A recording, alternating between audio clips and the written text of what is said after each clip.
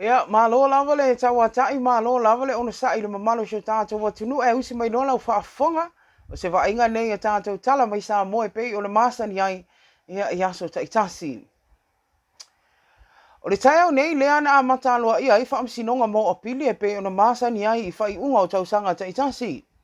I le Fofogaina o mata upu mo ia whaamsinonga o mata upu toi a pili. Na whai noa ai e fito mata upu tau a pili o mata upu tau silver, po o silver appeal, ai tolu mata upu a pili tu tau soli ngā tūlafono po criminal appeals. O mata upu tau a pili i tūlanga tau silver, e au fia ile mata upu le tangi a pili a Teresa McCarthy, whaasanga le nupi wha. O le mata upu le a pili anu umoe Duffy, e whaasanga le public trustee. O le isi mata upu le a pili na Fofogaina na le la, o le mata upu sila umua ifi, whaasanga ile official lawyer sili, le ngata i lea o lo taatia fo i le apili, a le whionga i atuala Ponifasio, e whaasanga lea i le official lawyer sili whaapea ai, manisi o matai e suafa i a taula mango Simone, i tu au ene le, whaatau uu malautea, te vanga samilolo, ma vāvea. O le isi apili na whailoa ana le la o le mata upo le pūlenga le puma, po le Planning and Urban Management Agency, leo lo o whaia, e whaasanga i le sunga i le li whai businessi a komisi Chen Mau, malona whale tua ia lupe Chen Mau. O isi mita upo e lua, le mita upi le apili a Clara ai te lea Gray, e whaasanga le tamaita i loia ia Ruby Drake, ma le official lawyer sili. Ai le ngata i lea, o le company le Samoa Breweries Limited, whaapea ai ma le company le SAP. A toa ai foi ma le apili a Ruby Drake, o la o whaia foi, e whaasanga i le official lawyer sili, e whaasanga i a Clara ai te lea Gray. O mata upo e tolu tau apili o soli ngā tūlafono e awhi aile mata upo ana ta i mua fui mono. Lea o se tamai ta i pango tā e whaasanga i le official lawyer sili ma leo leo. A toa ai ma le mata upo le apili mautangata e whaasanga fo i le official leo leo. O le mata upo muli apili tau soli ngā tūlafono o whaatoafe mati sau fau. O le oli sa nele ma vai tongi sefo. Le ola o whaia e whaasanga i le official lawyer sili ma isi. O nei mata upo a pili o lo whaafoina, o lo whaafoina nei mata upo tau whaamisino a pili, e whaamasino e to o lua mai whafo a Peter Blanchard ma Rai Harrison, a toa ai ma le awhionga i le whaamisino sili a Samoa i a sa tiusi mativa perese. O le tele o mata upo nei o pili o le a matalia o na tango fia le whaamisinonga i le aso a tai au, ma whaasolo atoa i lava i le nei vai aso atoa. O le tai au nei lea na toi tūla i luma o le whaamisinonga māwalunga se tau lea lea o lo o modia i modianga i fitus fulu valu. O whainga a inga whai whaamalosi mas tene i titi lalo le sfulu on tau sanga le matua. O semi pele popole lea o tō fia aloa ia le tamaisa ilo ia i a se fuiva Maureen to me le li whano. E whina wina lana mata upu ai to tongi e le mālo po le legal aid. I whaamaumonga le tua leo leo lo o whaali ai, o le liile nei o semi na palola mai tua. I noa mai ono tuli le sfulu tau sanga lo na whaasalanga solo atoa. Lea na whale pui pui ai ina ua ia whaamalo sia, ma whasi o tia stene titia na o le 5 tau sanga le matua,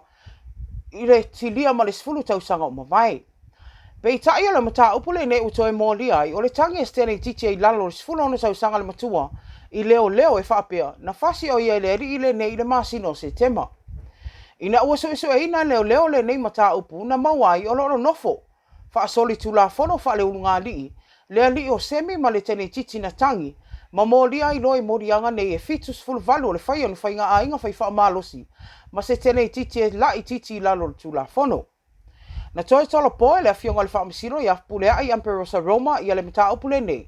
E toi Fofogaina le vai aso fou ai se i tuu le avanoa le tamaita i loia. Ia se fuiva o lo tu lai moia ina ia ilo ai morianga o manei e fitus fulu valu. Na tala sanga le ali le nei e pei o na modia mo se avanoa e alu ai tua e whaatalia i tau o lumanga lo na mata upu peitai. Na whai loe le tua leo leo ia morianga mua lea tau lea lea. Ma matua te e na malosi ai loa e le a whionga le whaamisino i a pulea ai le tasala ina o iai tua. O lo te ena pea e le tua leo leo le tala ina o le nei ali i tua e whaatalia i tau o lumanga lo na whaamisinonga o na e whai sina onga o soli ngā tūlafono na ia whaatino mua. O nisi o tala ua whaamania mai e leo le mo lia o se tasi o matai tā ua le awhia anga malia ia pepe ma wala i vau se iuli. Ona o se vevesi le ana sula i mai se tasi o fontanga le awhia anga le tausanga o mawai.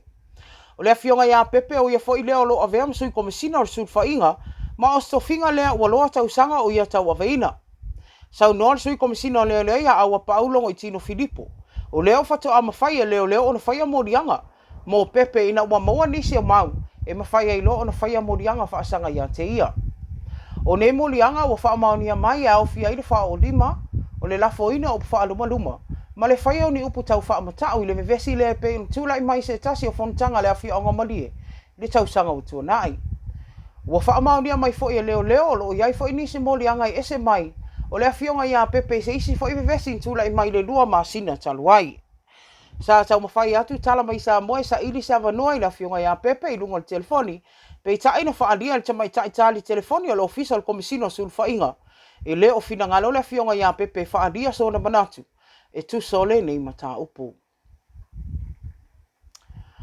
O le tae au nei fo i le ana toi tutu la ia ini tau le lea po di whaafine i luma le whaamsinonga mawalunga, o i la ua i o Joseph la whaele ma vidi amutu inga mala wha le lenga, e tali o la morianga o nisi fo i o whainga tau whaavalea, i tangata na fia whaia la tau pepa malanga le tau sanga o mawai. O le mata upu le nei no whaalia i tau laulonga leo sa tau sa i lia i la ua nei o na o nisi o tangata, sa fia malanga mo ni usila le tau sanga o mawai ma sa whaavalea le tau dua le nei, e mawhai o na la whaia o la tau pepa malanga pe tai, na maua luma na i tangata nei, ai le aini pepa malanga sa whaia, ai ua whaonga ina se le ni na ave i ai nei tangata. O le mata upu lava fo i lea sa longo a i talo vidi amu i lunga o penga te whailangi, i le whaatanga aoti ai pu e ina lo nata matu i lunga, ina ia whaatali tonu i tangata nei, no la tau sa i lia o ia peitai, o le nei ata na whai maulanga tangata o na sa i loa le lava, o se ngai o inga i pepelo.